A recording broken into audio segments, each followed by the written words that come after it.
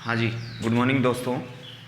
कल की क्लास में जैसे मैंने पिछली क्लास डाली थी उसके अंदर मैंने आपको संख्याओं के बारे में बताया, नंबर सिस्टम, संख्या क्या होती है, किससे मिलकर बनी होती है। उसके अलावा कुछ प्रकारों के बारे में बताया जिसमें पूर्ण संख्या, प्राकृत संख्या, अभाज्य संख्या और उसके जितने भी छोटे छोटे क्वेश्चन जो बनते हैं एग्ज़ाम्स में उनके बारे में भी आप लोगों को बताया। इसके आगे कल की क्लास में बहुत शानदार क्लास रही थी, आप लोगों का बहुत अच्छा सहयोग भी मिला। मैं चाहता हूँ आगे भी आपका ऐसे ही सहयोग बना रहे। इसके लिए मैं आपका बहुत तहे दिल से धन्यवाद देता हूँ आपको। आज की क्लास में नंबर सिस्टम के कुछ प्रकारों के बारे में और बात करूँगा आपसे, संख्याओं के बारे में। संख्या पूर्ण संख्या हो गई थी, एक बार उसको रिपीट कर देता हूँ। फर्स्ट चीज़ मैंने बताई थी आपको अंक। अंक क्या होते हैं? अंक जो 0 से लेकर 9 तक कुल कितने अंक बताए थे? 10। यही 10 अंक मतलब प्रत्येक संख्याओं में, प्रत्येक संख्या चाहे वो छोटी से छोटी हो चाहे बड़ी से बड़ी हो, और उनमें कौन से अंक काम में आएंगे? ये 10 अंक काम में आएंगे। उसके अलावा मैंने आपसे एक संख्या की बात और करी थी, पूर्ण संख्या। पूर्ण संख्या आप लोगों को बताई थी मैंने कि पूर्ण संख्या कहाँ से स्टार्ट होती है भाई? 0 से, और कहाँ तक चलेगी? अनंत तक। कहाँ तक चलेगी?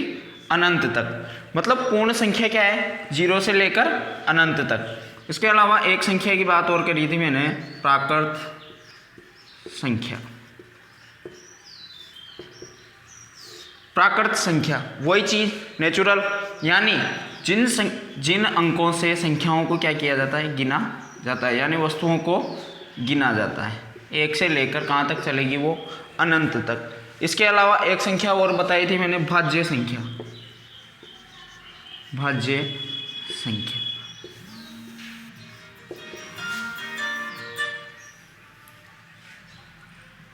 भाज्य संख्या में क्या था दोस्तों? भाज्य संख्या में था जिस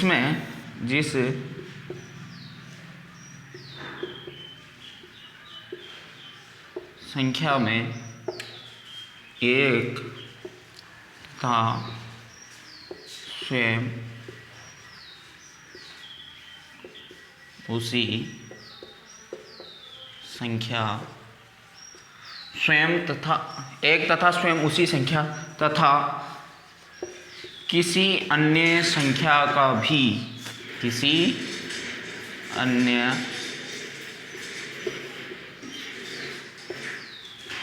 संख्या का भी। मोस्ट इम्पॉर्टेंट जो चीज़ है वो है ये वाली, ये चीज़ एक तथा स्वयं, ये चलेगी अभाज्य संख्याओं के अंदर, और इसके अलावा ये भी इसमें चलेगी, लेकिन इसके अलावा किसी अन्य संख्या का भी, किसका? अन्य संख्या का भी उसमें क्या जाएगा? भाग जाएगा, भाग जाए। तो वो कौन सी संख्या कहलाएगी? भाज्य संख्या। अभाज्य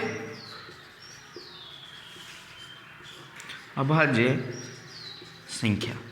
अभाज्य संख्या में क्या था दोस्तों? उसमें केवल एक तथा स्वयं उसी संख्या का क्या जाना चाहिए? भाग जाना चाहिए। तो वो कौन सी संख्या हो गई? अभाज्य संख्या। भाज्य संख्या में क्या चीज़ अलग आएगी? अन्य संख्या भी आएगी उसमें। जबकि अभाज्य संख्याओं में क्या होगा? केवल एक तथा स्वयं उसी संख्या का क्या जाएगा? भाग जाएगा। इसके अलावा ये चीज़ें तो मैंने पुरानी जो अपन ने पिछली क्लास में पढ़ा था उसका एक बार रिपीट किया है। अब नेक्स्ट, इनके अलावा भी कुछ संख्याएँ ऐसी होती है जिनके बारे में मैं आपको विस्तार से बताऊँगा। इसके अलावा जैसे एक होती है अभाज्य। अभाज्य को ही क्या कहा जाता है? रूढ़ संख्याएँ। रूढ़ या अभाज्य संख्या दोनों क्या होगी? ये सेम ही है। रूढ़ आ जाए, जैसे मान लो एग्जाम में कई बार क्या होता है, अभाज्य संख्याओं की जगह कौन सी संख्याएं आ जाती है? रूढ़ संख्याओं का नाम आ जाता है। इसके अलावा अभाज्य नहीं दे आपको और क्या दे दे? उसकी जगह रूढ़ दे दे।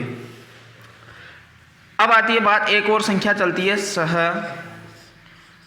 अभाज्य संख्या। कई बच्चे क्या हो जाते हैं, इस संख्या में देख लिया दोनों का सर। अब सहभाज्य संख्या का कोई क्वेश्चन आ गया, सब सहभाज्य संख्या बताओ उसमें। आप क्या करोगे उसमें, आप सोचोगे सर अभाज्य संख्या। मैं आपको दो उदाहरण देता हूँ, एक 4 और एक 9। अब ये दोनों होने में तो क्या है, भाज्य संख्या। कौन सी संख्या है, दोनों अंक कौन सी संख्या के हैं, भाज्य संख्याओं के। लेकिन ये दोनों कौन सी संख्याएं भी है, सह अभाज्य संख्याएं। कारण इन दोनों में किसका भाग जाएगा भाई, दोनों में सेम अंक का क्या जाना चाहिए, भाग, यानी समान अंकों का क्या जाना चाहिए, भाग। आप बोलोगे सर इसमें तो एक के अलावा किसी संख्या का भाग नहीं जा रहा। अब क्या होगा, तो ये दोनों जिनका ऐसी संख्याएं जिनमें, थोड़ा सा पहले परिभाषा लिख देता हूं एक बार, ऐसी दो संख्याएं, जरूरी नहीं है वो अभाज्य ही हो, ऐसी दो संख्याएं जिनका मास कितना होना चाहिए, एक हो। केवल उसमें किसका भाग जाए भाई, एक का। वो जरूरी नहीं है अभाज्य संख्या ही हो, वो भाज्य संख्या भी होती है, एक अभाज्य हो सकती है, एक भाज्य हो सकती है। तो इसका एक एग्जांपल लिख देता हूँ, 4 और 9। अब इन दोनों में किसका भाग जाएगा, केवल एक का। ये एक क्या है, इसका मस, क्या है, मस। अगर आपको मस याद नहीं रहता, देख लो कोई सी भी संख्या, ऐसी दो संख्याएं देख लो जिनमें किसका भाग जाए, केवल एक का भाग जाए, वो कौन सी संख्याएं कहलाएगी, सहभाज्य संख्या। यदि आप मस के बारे में जानते हो तो महत्तम समावर्तक, तो उसका क्या होना चाहिए, एक होना चाहिए। इसके अलावा एक होती है युग्म अभाज्य संख्याएं। थोड़ा सा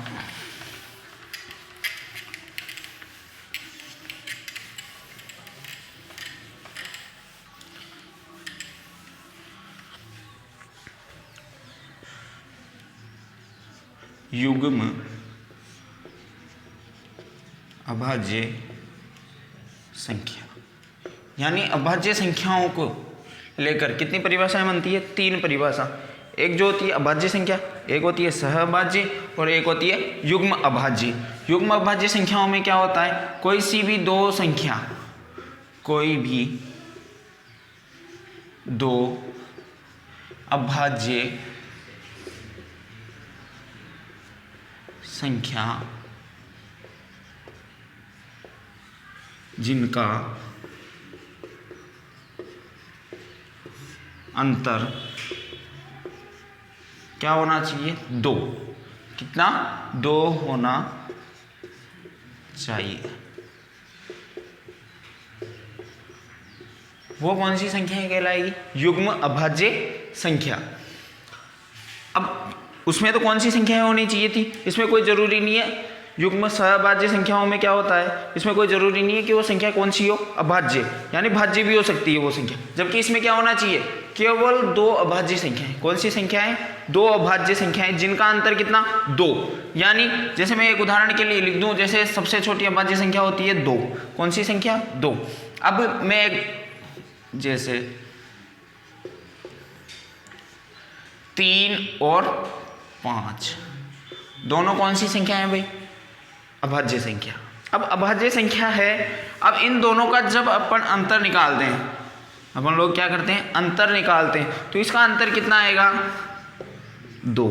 कितना आएगा, 2। ऐसा एक और उदाहरण बताता हूँ आपको, 11, ये भी अभाज्य संख्या है। 13, ये भी क्या है, अभाज्य संख्या। अब इन दोनों का भी अंतर कितना आ रहा है, तो सर 2 आ रहा है। तो ये भी कौन सी संख्याएं हो गई, युग्म अभाज्य संख्याएं। इसके अलावा एक और उदाहरण बता दो आपको, एक होता है 29 और होता है 31। इन दोनों, ये दोनों भी कौन सी संख्याएं हैं, अभाज्य संख्याएं। अब इन दोनों का अंतर वो भी कितना आ रहा है, 2।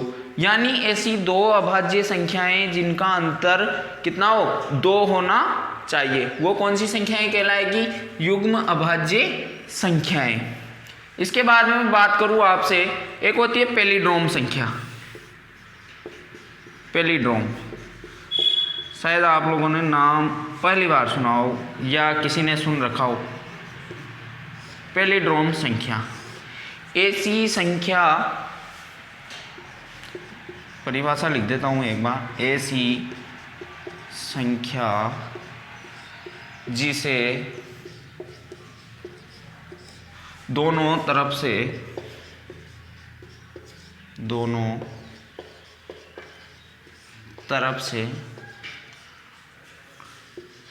पढ़ने पर ऐसी संख्या जिसे दोनों तरफ से पढ़ने पर समान रूप से पढ़ी जाए या लिखी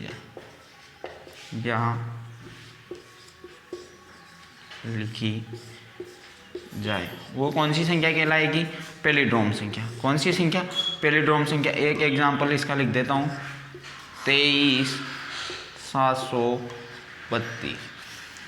अब ये देखो संख्या भाई, 2 3 7 3 2, ये 5 अंकों की मैंने एक संख्या लिखी। अब यदि इसे इधर होके पढ़ोगे आप तो भी कौन सी संख्या हो गई है? 23,732। यदि आप पीछे से पढ़ना चाहो इस संख्या को तो भी, जैसे मैं ये 2 कहाँ लिख दूँ? यहाँ। ये 3 कहाँ लिख दूँ? यहाँ। ये 7 बीच का बीच में, ये 3 कहाँ आ जाएगा? यहाँ पे। और ये 2 कहाँ आ गया? लास्ट में। यानी वापस कौन सी संख्या बनी? वही संख्या बनी। वो संख्या कौन सी कहलाएगी? पैलिड्रोम संख्या। यानी ऐसी संख्या जो दोनों तरफ से क्या पढ़ी जाए? समान रूप से पढ़ी जाए, वो कौन सी संख्या कहलाएगी? पैलिड्रोम संख्या। इसके आगे यहाँ तक आ गया समझ में? एक बार वापस रिपीट कर देता हूँ। सहभाज्य संख्या, ऐसी 2 संख्याएं जिनका महत्व कितना होना चाहिए भाई? 1 होना चाहिए। जरूरी नहीं है वो भाज्य हो या अभाज्य हो, यानी कोई सी भी 2 संख्याएं हो सकती है जिनका महत्व कितना होना चाहिए? 1 होना चाहिए। फिर आती है बात युग्माभाज्य संख्याओं की। ऐसी 2 अभाज्य संख्याएं जिनका अंतर कितना? 2, यानी कोई सी भी 2 अभाज्य संख्याओं का अंतर कितना होना चाहिए? 2 होना चाहिए। जैसे इन दोनों का अंतर कितना आया? 2। इन दोनों का अंतर भी 2 और इन दोनों का अंतर भी 2। ऐसी कई संख्याएं हो सकती है जिनका अंतर कितना होना चाहिए? 2। वो कौन सी संख्याएं कहलाएगी? युग्म अभाज्य संख्या। उसके अलावा मैंने एक संख्या और बताई, पैलिड्रोम संख्या, यानी ऐसी संख्या जिसे दोनों तरफ पढ़ने से समान पढ़ी जाए, यानी दोनों तरफ से कहीं से पढ़ो, आप आगे से पढ़ो या पीछे से पढ़ो, मतलब दोनों तरफ से समान रूप से पढ़ी जाएगी, वो संख्या कौन सी संख्या कहलाएगी? पैलिड्रोम संख्या। इसके अलावा जैसे एक चलती है पूर्ववर्ती, यहाँ तक का आप स्क्रीनशॉट लेना चाहो ले सकते हो।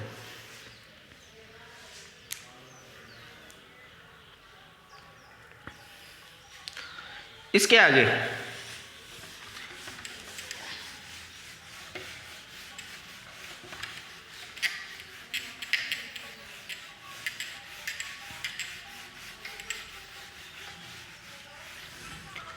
एक संख्या चलती है पूर्ववर्ती या पूर्ववर्ती और उत्तरवर्ती।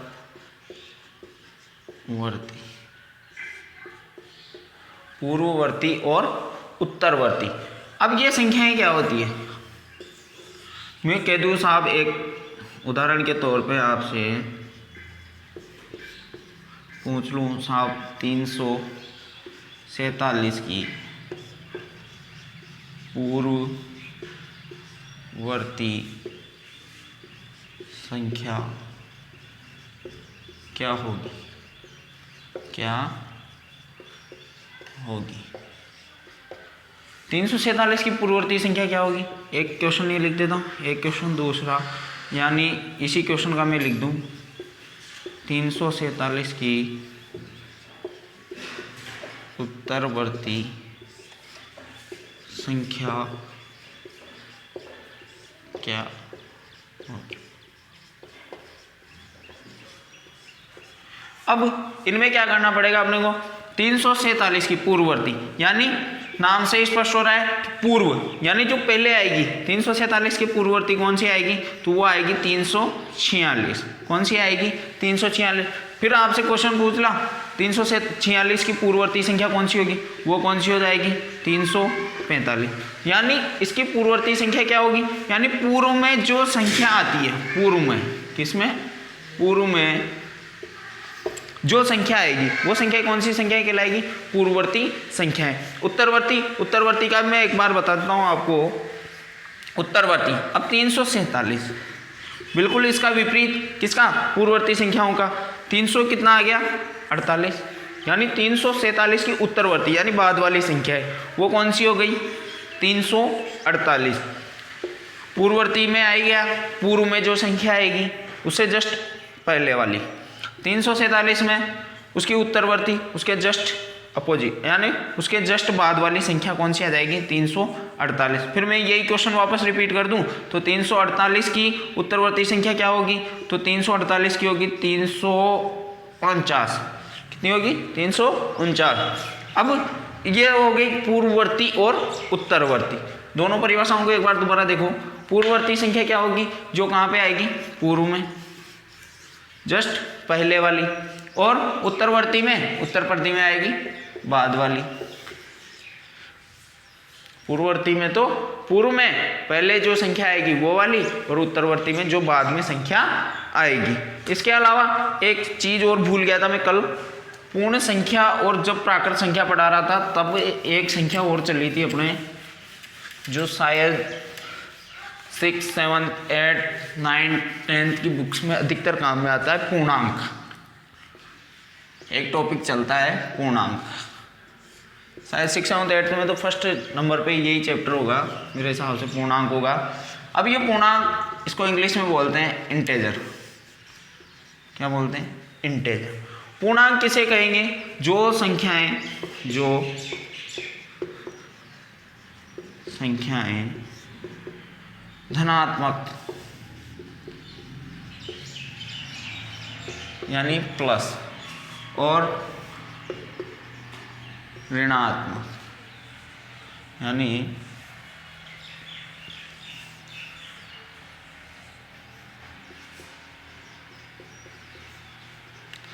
धनात्मक और ऋणात्मक संख्याएं। कौन कौन सी आएगी भाई उसमें? धनात्मक भी आएगी, ऋणात्मक भी आएगी, और एक चीज और इसमें क्या भी आएगा? जीरो। यानी जैसे संख्या रेखा होती है, ये संख्या रेखा के माध्यम से बता देता हूं आपको। जीरो, इधर कौन सी संख्याएं चलेगी? इधर चलेगी बढ़ते क्रम में, बढ़ते क्रम में। इधर से आएगी वो आएगी घटते क्रम में, घटते क्रम में। अब संख्या रेखा के इधर बढ़ते क्रम में, यानी यहाँ पे आ जाएगा प्लस का 1, इधर आ जाएगा प्लस का 2, फिर इधर आ जाएगा प्लस का 3, इधर आ जाएगा प्लस के 4, यानी ये कहाँ तक चलेगी? अनंत तक। इधर आएगी माइनस में, माइनस का 1, -2, -3, -4 और माइनस के 5। इधर भी कहाँ तक चलेगी? अनंत तक। अब देखो मैं कह दूं कि साहब 0 बढ़ाए या 3 बढ़ाए, माइनस के 3 बढ़े, बच्चे क्या करेंगे? सर 3 बढ़ाए। कौन सी संख्या बढ़ी है? 3। क्यों भाई? इसके आगे चिन्ह तो देखो एक बार, कौन सी संख्या है? माइनस की। तो वो संख्या किस में आएगी? ऋणात्मक में। किस में आएगी? ऋणात्मक में। ऋणात्मक संख्याएं हमेशा क्या होती है? धनात्मक संख्याओं से छोटी, यानी 0 से भी छोटी होती है। इधर आप माइनस के बदले 200 लिख दो या माइनस के 1000 लिख दो, तो भी वो किससे छोटी रहेगी? 0 से छोटी रहेगी, क्योंकि माइनस की संख्या हमेशा किस में आएगी? छोटी। और इधर जैसे जैसे आप इधर बढ़ोगे, -5, यहाँ से अगर आप इधर बढ़ते हो तो -5, और इधर लिख देता हूँ मैं -1। बताओ दोनों में कौन सी संख्या बढ़ी है? कौन सी संख्या बढ़ी होगी?